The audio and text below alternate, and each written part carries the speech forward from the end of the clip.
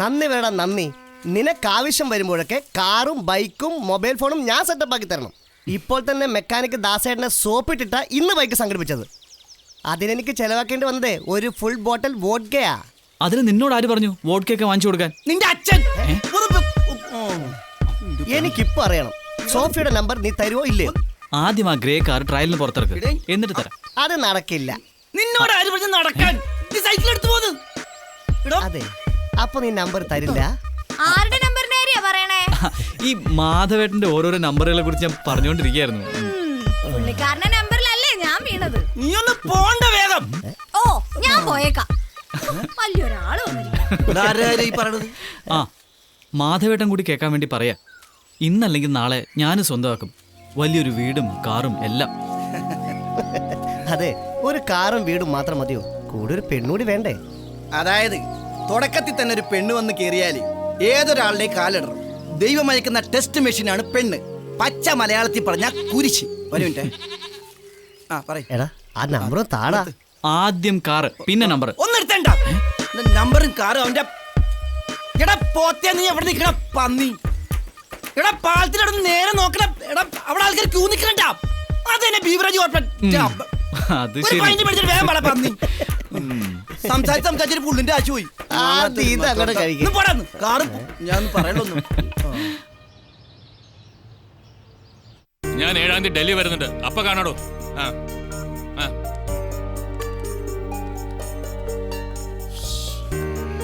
അച്ഛാ, മെഡിസിൻ.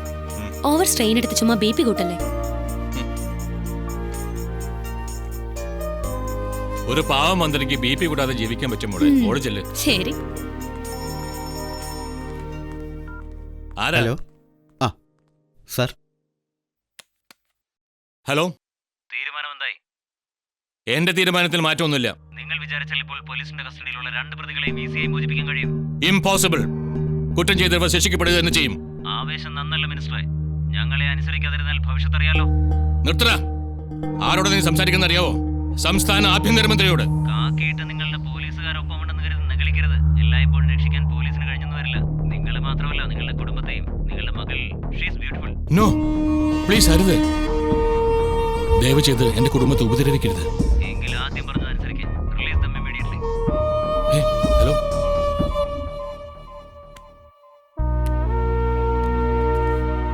രാജ്യദ്രോഹ കുറ്റം ചുമത്തിയിരിക്കുന്ന 2 പ്രതികളെ മോചിപ്പിക്കണമെന്നാണ് അവരുടെ ആവശ്യം.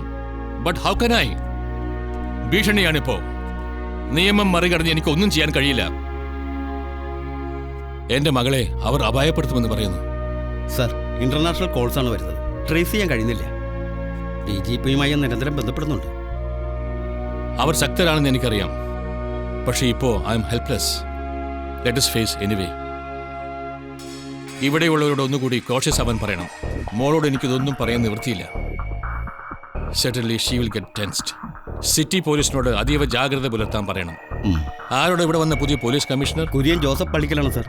ഇന്ന് ചാർജ് എടുക്കും.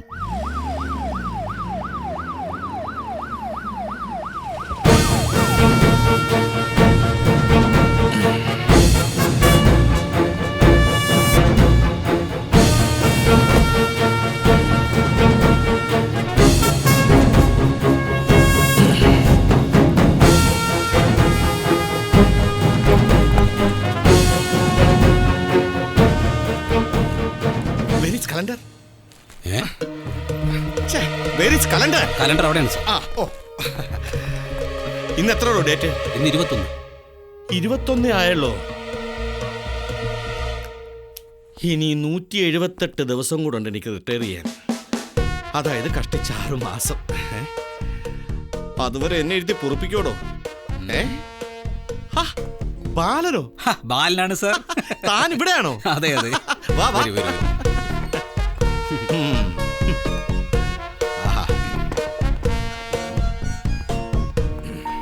ഇരിക്കടോ. അയ്യോ വേണ്ട സർ. അല്ല, സാറിന്റെ മക്കളൊക്കെ? ആണായിട്ടും പെണ്ണായിട്ടും ഒരു മോളല്ലേ ഉള്ളൂ. അവളങ്ങ് ദുബായിലാ. ഓ, കഴിഞ്ഞ മാസം ഞാനൊരു മുത്തച്ഛനായടോ. ഓ, എങ്ങനെയെങ്കിലും റിട്ടയർ ആയിട്ട് വേണം കുറച്ചു ദിവസം പേരക്കുട്ടിയോടൊപ്പം സുഖമായിട്ടൊന്ന് കഴിയാൻ. ഹലോ. നിങ്ങൾ ചാർജ് എടുത്തോ? സർ, ചാർജ് എടുത്തു. മിസ്റ്റർ കുര്യൻ, ഓ, താങ്കൾക്കറിയാലോ ആഭ്യന്തരമന്ത്രിയുടെ ജീവന് പോലും ഭീഷണിയുണ്ട്. സാർ, പോലീസ് വളരെ ജാഗ്രത പുലർത്തേണ്ട സമയമാണ്. ഒരു പിഴവും സംഭവിച്ചുകൂടാ. സംശയം തോന്നുന്ന ആരെയും അറസ്റ്റ് ചെയ്യാം, ചോദ്യം ചെയ്യാം. ഈ സിറ്റി കേന്ദ്രീകരിച്ച് പ്രവർത്തിക്കുന്ന ഗുണ്ടാ സംഘങ്ങളാവണം നമ്മുടെ ആദ്യത്തെ ലക്ഷ്യം. ആ ഡ്യൂട്ടി ഞാൻ താങ്കളെ ഏൽപ്പിക്കുന്നു. Thank you sir. I will do my level best. പക്ഷേ എനിക്ക് ഒരാഴ്ചത്തെ സമയം വേണം സാർ, ഈ ഫയലൊക്കെ ഒന്ന് പഠിക്കാൻ. Okay, all the best. Thank you sir. എന്റെ വ്യാകുല മാതാവേ, ഈ ലാസ്റ്റ് പ്രൊമോഷൻ പാരയാവുമോ? ഫയൽ പഠിക്കാൻ ഒരാഴ്ചത്തെ സമയം എന്നൊക്കെ ചുമ്മാ പുളു പറഞ്ഞതല്ലേ. അരമണിക്കൂർ മതി ഇതൊക്കെ പഠിക്കാൻ. ആ പേരും പറഞ്ഞ് ഒരാഴ്ച കൂടെ അങ്ങോട്ട് തള്ളി പോയില്ലോടോ. ഏതാ? അതൊക്കെ പോട്ടെ, ഇപ്പൊ എല്ലാ മാഫിയകളാണല്ലോ. മണ്ണ് മാഫിയ, പെണ്ണ് മാഫിയ, മണൽ മാഫിയ, മദ്യ മാഫിയ, ഗ്രീൻ മാഫിയ, മാധ്യമ മാഫിയ. ആരാടോ ഇവിടുത്തെ പ്രധാന മാഫിയ തലവൻ? So that's the ATM.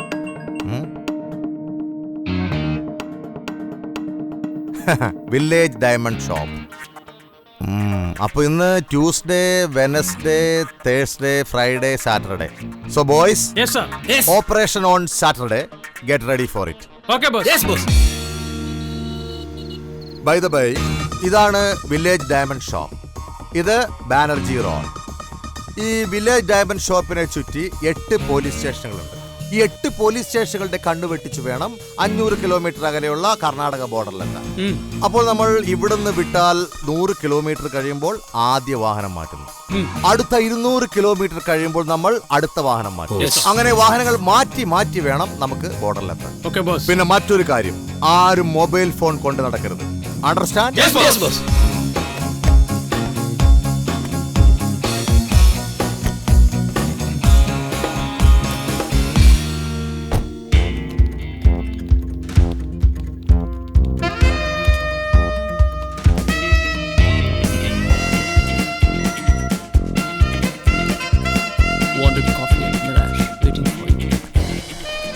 Hi, good evening, boss.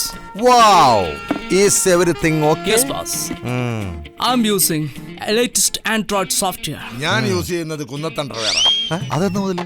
എനിക്കിഷ്ടം VIP ആണോ? I'm not using any Android. Oh, very good. Nice and heavy. By the by, we come to the point.